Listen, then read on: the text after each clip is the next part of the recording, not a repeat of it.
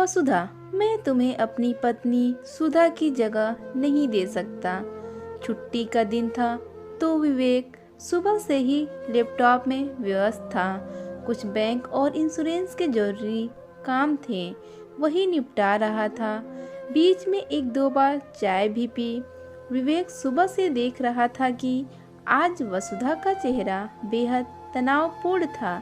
आंखें भी लाल और कुछ सूजी हुई सी लग रही थी, जैसा कि अक्सर रोने से हो जाता है।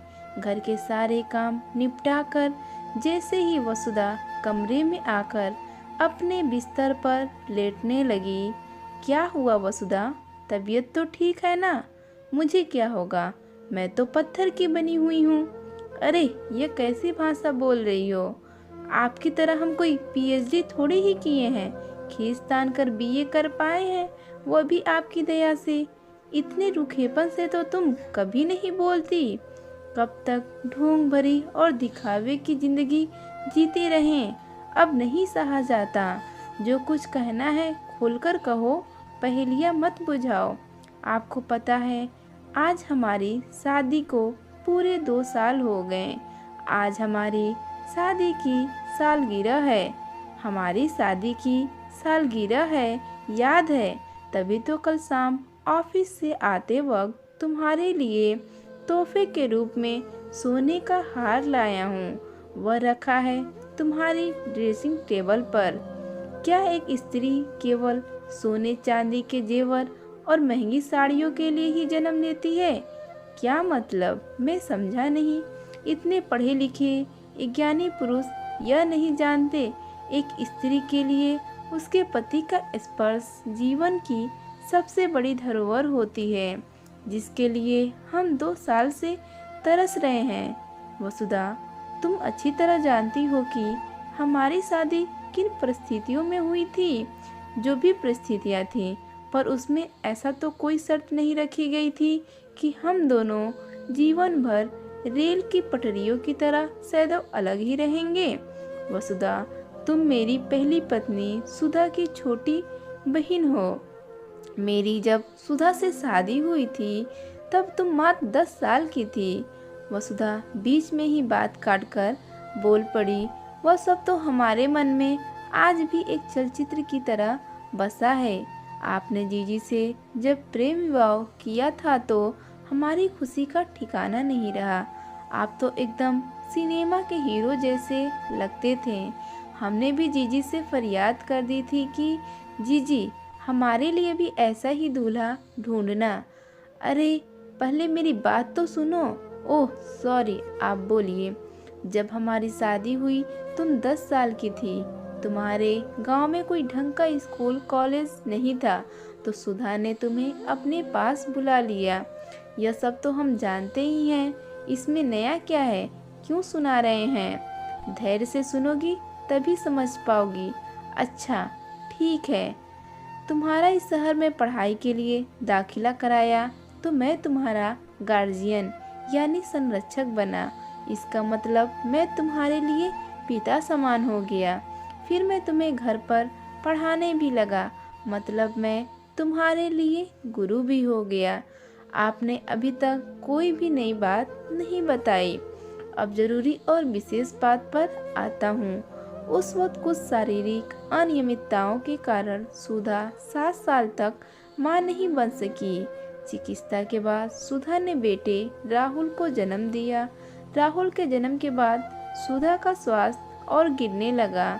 डॉक्टर तो शुरू से ही सुधा को समझाता रहा था कि बच्चे की जिद छोड़ दो, लेकिन सुधा की जिद के आगे हम लोग झुक गए। अगर मुझे सुधा की इस स्थिति की गंभीरता का जरा भी आभास होता तो सुधा को मां बनने की इजाज़त कभी नहीं देता। हाँ, यह बात मुझे मालूम नहीं थी। सुधा की सेहत लगातार गिरती गई। राहुल के पहले जन्मदिन के कुछ दिन बाद सुधा उसे सैदों के लिए छोड़कर ब्रह्म विलीन हो गई। जीजी के जाने से हमको भी बहुत दुख हुआ था। उनका स्नेह हमारे लिए बहन से अधिक माँ समान था। जैसे तैसे राहुल को 6 महीने एक आया और तुम्हारी मदद से संभाला। फिर रिश्तेदारों की तरफ से पुनर्विवाह का जोर पड़ने लगा।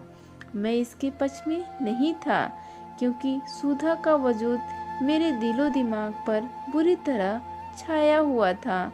इस बीच तुम्हारे माँ बाबूजी कुछ अन्य रिश्तेदारों को लेकर आ धमके। उन्होंने सुधा के नाम की दुहाई देते हुए मेरे सामने तुम्हारे साथ शादी का प्रस्ताव रख दिया। मैंने हमेशा तुम्हें एक बच्ची और शिष्या की दृष्टि से देखा था, अतः मैंने पहले तो मना किया।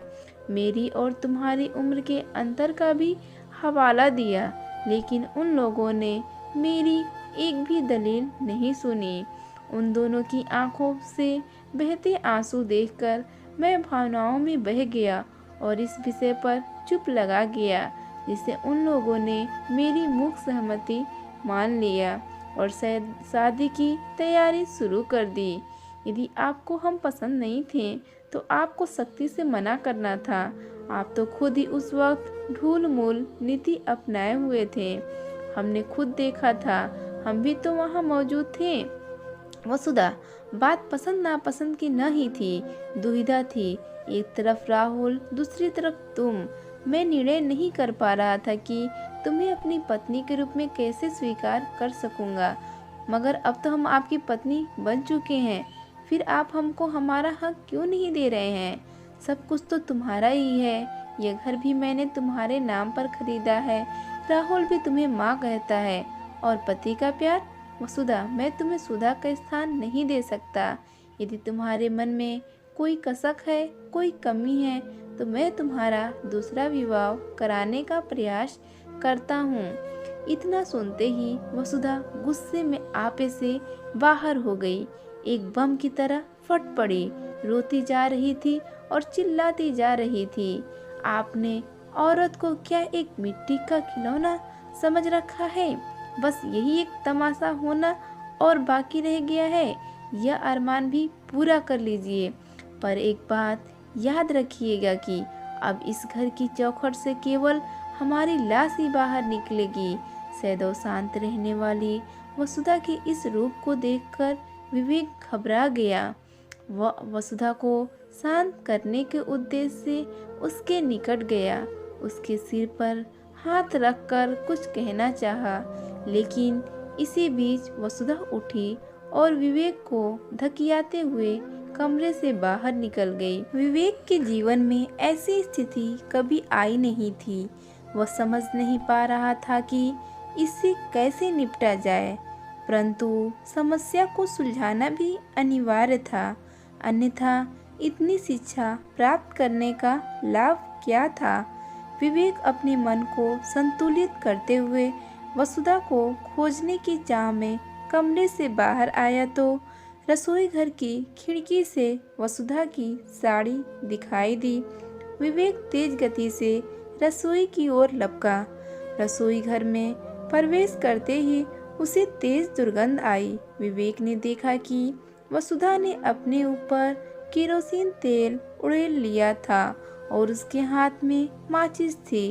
विवेक ने देखा वसुधा माचिस की डिब्बी से तीली निकाल रही थी। विवेक ने फुर्ती से वसुधा का हाथ पकड़ लिया। वसुधा निर्जीव सी एक टूटी हुई लता की तरह विवेक की बाहों में झूल गई। विवेक उसे उठाकर कमरे में ले गया। वसुधा अभी भी हिचकियाँ लेकर रोए जा रही थी, हालांकि उसे वह सब कुछ मिल गया था जिसकी उसे चाह थी। वीडियो देखने के लिए आपका बहुत बहुत धन्यवाद। चैनल पर नए हैं तो चैनल को सब्सक्राइब कीजिए। वीडियो पसंद आए तो वीडियो को लाइक शेयर करना ना भूलें।